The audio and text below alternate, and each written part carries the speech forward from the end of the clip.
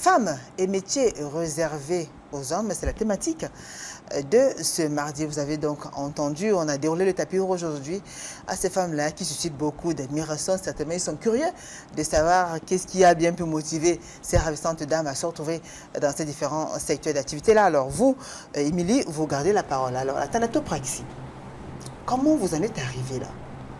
Bon, en effet, j'étais encore étudiante à l'université de Douala. J'étais en deuxième année philosophie. Bon, c'était pas facile de joindre le cours, de travailler en même temps, s'occuper de la maison, payer les études. Alors, lorsque j'étais en train de cheminer un jour, vu que j'avais composé, mes notes ne sortaient jamais au babilla. Dans le découragement de ce soir entrant, j'ai pris une brochette. J'ai pris une brochure en route, quoi. J'ai lu, j'ai vu les concours lancés par le ministère de la Santé. Je ne me suis pas intéressée, mais lorsque j'ai vu à la 4e de couverture, thanatopraxie, c'était l'appellation ATMS, agent technique médico-sanitaire. Quand j'ai vu option préposée de morgue, j'ai dit, tiens, c'est intéressant. J'ai déjà une amie avec qui je cheminais, mais ça, je vais essayer. Bon, dans la tête, j'avais cette vision de faire une formation et directement être dans le domaine public, dans la fonction publique, quoi. Donc, je croyais alors une facilité, un nouveau métier, vu que je n'avais jamais entendu parler. Moi, en faisant le concours, j'étais sûre d'être la seule femme. Pour dire vrai, vu que j'étais du sexe des deux sexes, j'étais sûre d'être la seule femme à l'école. Lorsqu'on devait composer, j'arrive, je vois une autre dame comme moi. Là, nous sommes deux. J'ai dit, mais pourquoi tu choisis? Elle me dit, toi aussi, pourquoi tu choisis? J'ai dit, mais moi, je savais que je devais être seule. Elle me dit, pareillement. Là, nous devons aller à Yaoundé pour faire la formation. On avait déjà réussi le concours. D'accord. On n'était que deux, forcément, on devait réussir. D'accord, vous avez réussi. Donc, ça veut dire qu'au départ, voilà, vous choisissez, vous faites ce choix-là parce que vous étiez forcément, il n'y aura pas assez de femmes, mais vous avez un maximum de chances d'être retenu. D'être retenu. Vu la vie qui était déjà difficile, il fallait jouer le cours, l'université qui n'était pas facile. D'accord. Et aussi, donc, je vais dire, je vais voir. Quotidien, alors je vais voir ce qu'on dit. On dit qu'il y a des choses là. Je vais aussi voir vraiment si ça existe. Je vais y aller. Bon, comme c'était très difficile, j'ai dû faire un report de scolarité vu que j'ai obtenu le concours en 2016. D'accord. J'ai fait un report de scolarité parce que ce que je croyais, c'était pas ça. Pourquoi? Le coût de la scolarité était aussi élevé. La formation coûte cher? Oui. C'était élevé, oui. Et c'est un an. D'accord. Oui. Et il fallait s'installer à Yaoundé vu que moi je viens à Douala. Les informations que je n'avais pas au départ, je n'ai pas voulu chercher pour être découragée. Bon, il fallait que je m'installe. J'ai fait ça l'année qui suivait. J'ai fait un report de scolarité. Dieu merci, c'était autorisé. L'année qui suivait, je me suis formée. Et c'était pas aussi facile au départ. Pour dire vrai, j'ai eu un moment même le regret. Pourquoi? D'avoir choisi la formation. Parce qu'après la formation, c'est pendant la formation qu'on dit qu'on a des réalités. Mais pendant la formation, c'est une année. Alors, vous vous formez comment exactement? Il y a la phase théorique, forcément, la phase de pratique aussi. Oui. Alors, la phase de pratique, c'est ce qui nous intéresse. Vous faites comment alors au niveau de la phase pratique? Pour la phase pratique, au départ, on devait aller d'abord regarder comment les anciens qui sont déjà sur le terrain doivent nous tenir la main parce que nous ne connaissons pas. C'était pas facile.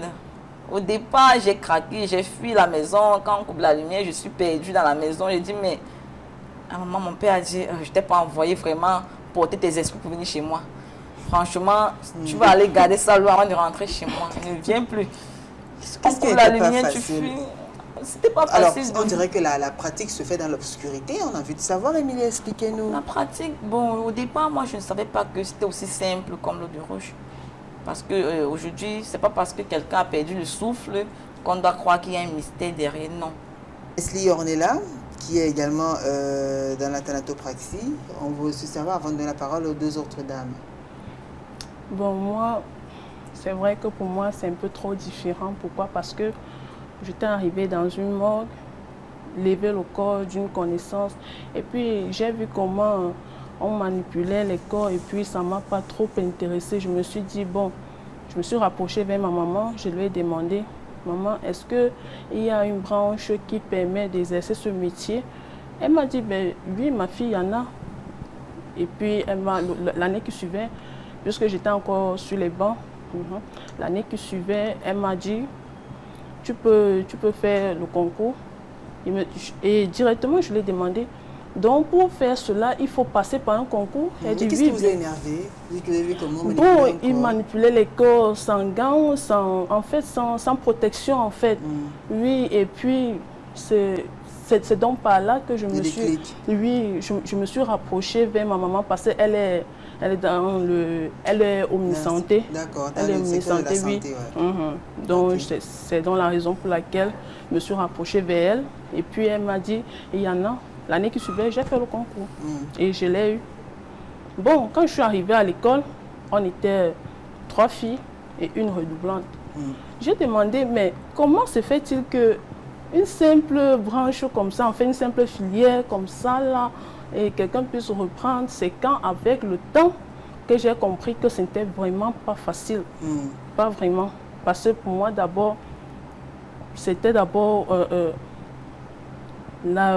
l'habillement d'un corps, surtout un homme. Quand maintenant je me rapproche, avant les stages, vers mon professeur, je lui demande, monsieur, s'il vous plaît, comment on fait pour habiller un homme? Il me dit que t'inquiète, le stage c'est la semaine prochaine. Bon voilà, allons-y, allons en stage. On arrive en stage, premier jour de stage, waouh, chose pas facile. Directement, nous tombons sur l'autopsie. Sur l'autopsie, c'est-à-dire qu'on ouvre le corps d'une dame avec ses 2 enfants. On ouvre le corps d'une dame et puis je vois toutes les parties qu'on me dit, les crampes, ceci, le froid. Et puis dans ma tête directement, c'est le froid du poulet que je dis souvent, oh j'aime ça, j'aime ça. Je vous assure, ça n'a vraiment pas été facile. J'ai fait pratiquement 1 mois, je ne mangeais pas la viande parce que je me disais, c'est la chair humaine. Avec le temps, ça s'est amélioré. Je me suis habituée. Vous n'avez pas le choix de vous habituer, ouais, parce que vous êtes appelé. Bon, on commence par la voiture. Vu qu'actuellement vous êtes au Cameroun, basé au Cameroun. Oui. Vous avez commencé par quoi? Par le taxi ou par la menuiserie? Par le taxi. Très bien, voilà. Pourquoi le taxi déjà? Le taxi, pour la petite histoire, j'avais un ami taximan. Ah d'accord. Ami comment? Oui. Je vivais avec lui. Ah, votre partenaire? À l'époque, oui, un partenaire. Partenaire de l'époque. Oui. D'accord. J'avais acheté un véhicule. En tout cas, peut-être qu'il se reconnaît. J'ai acheté un véhicule. Puisqu'il travaillait pour un particulier. À chaque fois, il dit, oh, on ne m'a pas payé. On ne l'a pas payé. Je dis, mais toi, tu travailles, on ne te paye pas. Comment ça se fait quand tu travailles, on ne te paye pas? Non. Bon, si tu travailles, on ne te paye pas. Moi, je vais acheter un véhicule, tu vas le conduire. D'accord. J'ai acheté un véhicule. Mon propre véhicule, il refusait de me porter. Merde. Pourquoi? Parce que vous ne payez pas. Et que j'ai acheté un véhicule. À l'époque, j'avais une entreprise de manioc. Donc, je faisais le miondo, bobolo et autres. Je vendais au marché. Il refuse de me déposer. Il y a des moments où j'étais nerveuse. Mais à l'époque, ah non. Pour ça, c'est vrai. Hein. Donc, il y avait des moments où j'ai démonté les boujons là.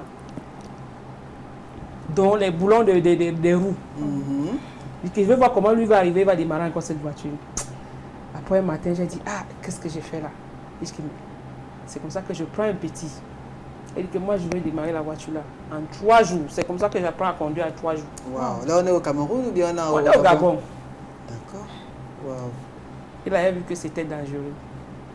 Bon, vous savez, ça arrive, c'est la jeunesse. Quand on est jeune, on se dit que un matin, il a vu qu'il a vendu le véhicule. Il a dit, c'est pas grave. J'ai fait mes économies encore. Je n'avais pas d'enfant. Je travaillais comme d'habitude. J'aime le travail, je suis une passionnée. Quand je veux faire quelque chose, je le fais très bien. J'ai encore travaillé, j'ai acheté mon véhicule. Vous savez ça, que j'ai commencé à faire le taxi. Je donnais d'abord cette voiture à un chauffeur. Je donne la voiture à un chauffeur, il revient, il n'y a pas la recette. J'ai dit, merde. Donc toi, tu penses que moi, je ne peux pas conduire? Il n'y a pas de recette. Je dis, ok, laisse. C'est comme ça que j'ai commencé à prendre mon véhicule. Le matin, me lever à 5 heures. C'est moi qui porte les autres taximans. Bon, Libreville, c'est une ville, il n'y a pas trop camion de bandits. Il y a des moments où je permutais. Quand je vois comment il y a trop vu en matinée, je lance en soirée, je travaille en soirée. J'avais de bonnes recettes. Et les clients étaient, je Les dirais, clients, non, ils les étaient clients, il y a des clients, il y avait des particuliers même que je conduisais, des malades. Il y a des élèves qui se mettaient. Ils disaient, non, nous on attend Tata Victoire. On attend Tata Victoire, c'est elle qui nous porte. C'était comme ça. C'était une belle expérience, mais là-bas quand même. Et vous savez, c'était dur à l'époque. Il fallait avoir la carte de séjour et tout. Et lors d'une interpellation et tout, parfois, il y avait des gendarmes, des policiers qui étaient gentils avec moi et d'autres, ils étaient très catégoriques. Et parfois, on te dit, en fourrière. Bon, j'ai dû abandonner le taxi quand j'ai commencé à faire mes enfants. Parce que je faisais même le taxi avec mon premier fils. Oui, je le mettais devant. Oui. Étant enceinte, j'ai fait le taxi jusqu'au jour où j'ai accouché. J'avais la chance. J'ai garé pour faire mon premier fils. Pour accoucher mon premier fils. Et ce matin même, c'est là où j'ai acheté sa bassine, des seaux. Ouais, je sais pour laver l'enfant. C'était la recette de ce matin-là. Et le 14 août, 6 heures, avec mon long ventre. Tout à l'heure, le temps d'écouter aussi Ingrid Mekogo, électricienne. Waouh. Alors, l'histoire, c'était quoi le déclic? Qu'est-ce qui vous inspire? Qu'est-ce qui vous motive? Ce qui m'a motivée, c'est une expérience que je vivais avec mon frère quand j'étais toute petite. J'étais dans les 5, 6 ans, 7 ans comme ça. Mon frère, lui, il manipulait déjà le courant électrique et tout. Généralement, comme on dormait dans la même chambre, par moment, il démonte l'interrupteur, il m'appelle. S'il te plaît, allume là-bas, il est dans la chambre, dans l'obscurité, allume. Quand j'arrive là, j'envoie la main, je reçois un choc. Et chaque fois qu'il faisait ça, je tombais toujours dans son piège. Je recevais toujours un choc. Et un jour, je lui ai dit que je vais étudier ça, je vais étudier le courant, il faut que je sache ce qui se passe. Pourquoi tu fais ça? Comment tu fais pour... Parce que je ne comprenais pas qu'il démontait l'interrupteur en fait. Pour moi, c'était genre, il fabriquait un truc et ça me faisait quelque chose, un effet, oui. Donc, je n'imaginais pas que c'était juste le fait d'enlever le capot de l'interrupteur et tout. Je lui dis un jour, ok, moi-même, je vais apprendre ça. Quand je vais grandir, c'est ce que je vais faire. C'est comme ça que c'est par curiosité. En grandissant, c'est ce que j'avais en tête. Quand j'étais en classe de 3e, j'ai une amie avec qui je marchais. Elle me dit non, elle va faire l'armée et tout. Je lui dis l'armée, moi, j'aime pas. Si tu veux qu'on continue ensemble, allons faire l'électricité ensemble. Bon, elle a opté pour l'armée. J'ai eu le BPC, je suis allée faire le concours du lycée technique. Première année, en début d'année, en seconde F3, j'étais la seule fille déjà. C'était très compliqué parce qu'au départ, les garçons te frustrent, on t'insulte, oh, tu as les fesses dures, ceci. Donc, on te traite comme... Les quoi? Oui, c'est comme ça. Vous avez quoi? Au départ, les fesses dures, parce que tu n'es pas comme des autres filles. Tu es garçon, tu es ci, tu es ça. C'était comme ça. Et on avait une œuvre, par exemple, à l'époque, on lisait Mangwelun, la danseuse du Rwanda. C'était l'œuvre qu'on lisait en seconde. Du coup, en classe, c'est moi qu'on appelait Mangwelun. Parce que c'était une femme seule, elle qui faisait la danse chez le roi Njoya et tout. Elle était toujours seule, elle n'avait pas d'amis. C'était mon nom en classe et tout. Au départ, j'étais un peu frustrée, mais le jour où j'ai décidé d'avoir le courage et de mettre tout ça de côté, c'est un jour où... Parce que quand je sortais souvent, il me levait peut-être pour aller au tableau. Les mots en classe, ça sort et tout de partout. C'était quoi comme mot? Peut-être dans les intrigues, en fait. C'était pas les insultes, mais les intrigues des garçons. Aussi, rappelez-nous un peu cette époque-là, qu'est-ce qu'il disait? Par exemple, si on te dit, va effacer le tableau, quelqu'un va te dire, marche comme un homme. Tu fais quoi comme ça? Vas-y rapidement, va effacer. Hein? Tu viens faire quoi ici? Qui t'a envoyé? Tu ne peux même pas t'en sortir et tout. Ouais.